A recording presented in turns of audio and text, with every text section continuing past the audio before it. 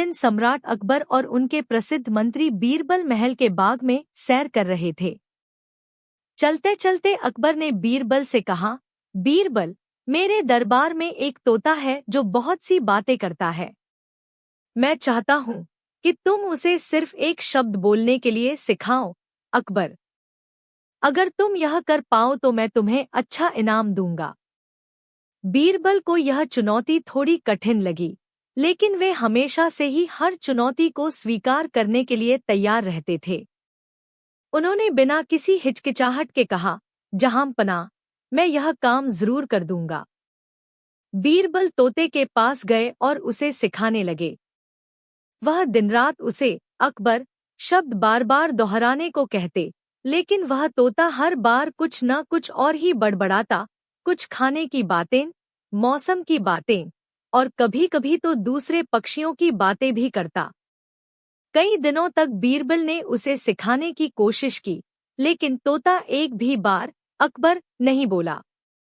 अंत में बीरबल थक-हार कर अकबर के पास गए। अकबर ने पूछा, बीरबल, तुमने क्या किया? क्या तोता अकबर बोलने लगा? बीरबल मुस्कुराए और जवाब दिया, जहांपनाह, मैंने तोता को बहुत मेहनत से सिखाने की कोशिश की, लेकिन वह केवल वही बोलता है जो वह चाहता है। उसे सिर्फ अकबर बोलने के लिए मजबूर नहीं किया जा सकता। अकबर थोड़ी देर चुप रहे और फिर बोले, परंतु तुम तो सबसे समझदार व्यक्ति हो, बीरबल। फिर यह तोता ऐसा क्यों नहीं कर पा रहा? बीरबल ने बड़े शांत स्वर में कहा, जहांपनाह, यह तोता हम सब की तरह है। उसके पास भी बहुत सी बातें और विचार होते हैं, लेकिन वह एक ही बात पर ध्यान नहीं दे पाता। हम सभी भी कभी-कभी एक ही काम पर पूरी तरह से ध्यान नहीं लगा पाते और कई बार हम भटक जाते हैं। यह तोता बस उसी की प्रतीक है। वह केवल अकबर नहीं बोल सकता क्योंकि उसका मन बिखरा हुआ है, जैसे हमारा भी कभी-कभी होता है। अकबर ने यह सुना और कुछ देर सोचने के बाद मुस्कुराए। बीरबल, तुमने मुझे एक बहुत बड़ी बात समझाई। कभी-कभी हम भी अपने कामों में इधर-उधर भटक जाते हैं, जबकि हमें केवल एक ही उद्देश्य पर ध्यान केंद्रित करना चाहिए। तुम हमेशा मुझे कुछ नया सिखाते हो। और इस प्रकार अकबर ने एक बार फिर बीरबल की बुद्धिमानी की सराहना की और बीरबल ने एक साधारण लेकिन महत्वपूर्ण जीवन पाठ सम्राट को सिखाया।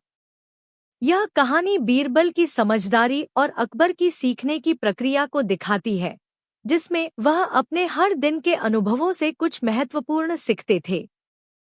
एक दिन अकबर और बीरबल महल में बैठे थे। अकबर का मन कहीं गहरे सवालों में उलझा हुआ था। उन्होंने बीरबल से पूछा, बीरबल, तुम्हें क्या लगता है, मनुष्य का जन्म और मरण क्यों होता है? जीवन और मृत्यु का क्या रहस्य है? बीरबल मुस्कुराए और सोचने लगे, यह सवाल बहुत गहरा है। अकबर के लिए कोई सामान्य उत्तर नहीं दिया जा सकता। उन्होंने कुछ समय चुप रहते हुए सोचा और फिर एक योजना बनाई। बीरबल ने अकबर से कहा, जहांपनाह, अगर आप सचमुच इस सवाल का उत्तर जानना चाहते हैं, तो आपको अपनी आंखों से इसका अनुभव करना होगा। मैं आपको इसका उत्तर एक सप्ताह में दूंगा, बस मुझे आपके आदेश चाहिए। अकबर चकित होकर बोले, ठीक है, बीरबल, मैं तैयार हूँ। एक सप्ताह में इसका उत्तर मुझे मिल जाए, मुझे इंतजार रहेगा। अगले दिन बीरबल अकबर के पास आए और उन्होंने कहा, जहांपनाह, आप एक सप्ताह के लिए महल से बाहर एक यात्रा पर जाएं। इस यात्रा के दौरान आप जीवन और मृत्यु के रहस्य का अनुभव करेंगे। अकबर थोड़ा हैरान हुए, लेकिन उन्होंने बीरबल की बात मान ली।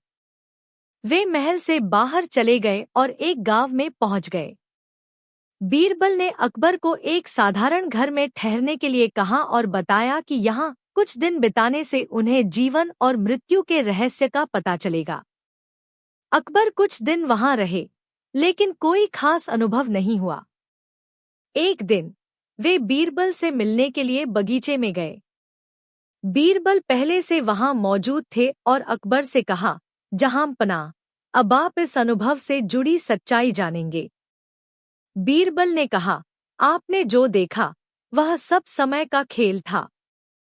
हम सबको जीवन में यह भ्रम होता है कि जीवन और मृत्यु का रहस्य बहुत जटिल है, लेकिन सच तो यह है कि यह एक प्राकृतिक चक्र है जो बिना किसी संघर्ष के चलता रहता है।